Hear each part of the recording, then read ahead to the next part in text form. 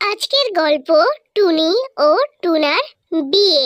চলো আজকের গল্পটা শুরু করা যাক বন্ধুরা। এক গ্রামে অনেক পাখির বাস। সেই গ্রামেই টুনা ও টুনিও বাস করত। টুনার ছিল একটা কুল গাছ। সেই গাছের কুল ছিল ভারী মিষ্টি আর দেখতেও লাল টুকটুকে সুন্দর। টুনা কুল পাগলেই গাছ পাহারা দিত, পাছে অন্য পাখিরা যেন তার কুল না খেয়ে ফেলে। একদিন টুনি সেই গাছের পাশ দিয়ে যাচ্ছিল।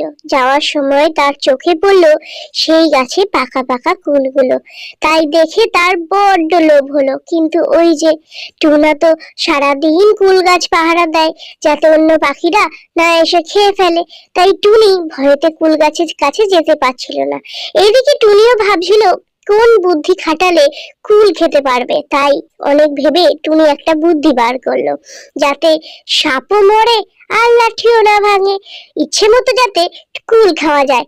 এই ভেবেই টুনি গেল টুনার কাছে বিয়ের প্রস্তাব নিয়ে, যাতে সে ইচ্ছে মতো কুল খেতে পারে। আর যখন টুনার কাছে গিয়ে টুনি বিয়ের প্রস্তাব দিল, তখন টুনা অনেক কিছু ভেবেই তার কথায় সায় দিয়ে দিল, কারণ টুনার কেউ ছিল না। টুনাও ভাবলো যদি সে টুনিকে বিয়ে করে তাহলে তার একটা সাথীও হবে, দুজন মিলে কুল গাছ পাহারা দেবে। কিন্তু এইদিকে তো টুনি কুল খাওয়ার জন্যই কুল গাছের মালিক হতে চেয়েছিল টুনাকে বিয়ে করে।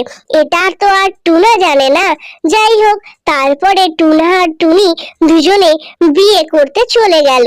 আর এইদিকে দুজনের বিয়ে মহা আনন্দে হলো। আর টুনি তো কখন থেকেই অপেক্ষা করছে কখন বিয়েটা শেষ হবে আর গিয়ে পাকা পাকা লাল লাল কুল খাবে। তো তাদের বিয়ে সম্পূর্ণ হলো এবং তার আশাও পূর্ণ হলো। এইদিকে টুনি ইচ্ছে মতো লাল লাল পাকা পাকা কুল খায়।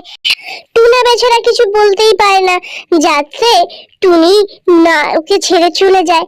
এই ভয়ে টুনা চুপ থাকে আর টুনি মহা আনন্দে কুল খেতে থাকে।